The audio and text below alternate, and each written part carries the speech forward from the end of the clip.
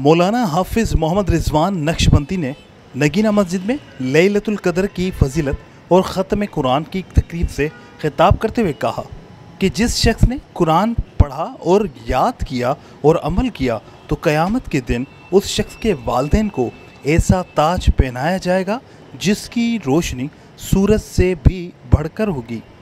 रमज़ान का महीना दर हकीकत जश्न नज़ूल कुरान का महीना है, इसलिए इस महीने में दिन में रोज़ा और रात की तरावी पढ़ने की तरगीब दी गई है। हमें चाहिए रमज़ान के महीने में ज़्यादा से ज़्यादा इबादत करें और खुसूसन ताक रातों लैलतुल कदर में ईमान व इखलास के साथ इबादत करनी है। जबकि महफिल का आगाज़ तिलावत कलाम पाक से किया गया। आज ये महफिल जो ख़त्म कुरान की महफिल थी, लैलतुल कदर की रात को ख़त्म कुरान हुआ। हर साल की तरह कुरान यहाँ तरावी सुनाई और लैलतुल कदर की आज रात है, शब लैलतुल कदर है।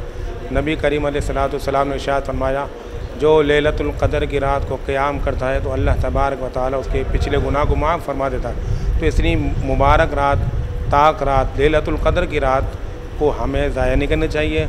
अल्लाह तबारक व तआला की इबादत में गुजारनी चाहिए, अल्लाह की बारगाह में तौबा इस्तग़फ़ार करनी चाहिए, कुरान मजीद की तिलावत करनी चाहिए। रमज़ान मुबारक का महीना अब ये गुज़र रहा है, आखिरी अशरा भी है और आखिरी वक़्त भी है।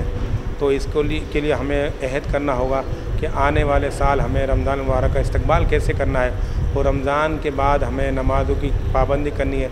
जिस तरह रमज़ान मुबारक के महीने के अंदर हमने और हमारे नमाजी हज़रात ने नमाज की पाबंदी की, तो उनसे गुजारिश की जाती है कि रमज़ान मुबारक के महीने के बाद भी नमाज की बाकायदा पाबंदी करें। नगीना जामा मस्जिद में इस हवाले से ख़त्म शरीफ का प्रोग्राम किया गया, जिसमें हमारे इमाम साहब ने बयान फरमाया और काफ़ी अच्छी तकरीब हुई और अल्हम्दुलिल्लाह यहाँ पे हर साल इसी तरह तकरीब होती रहती है।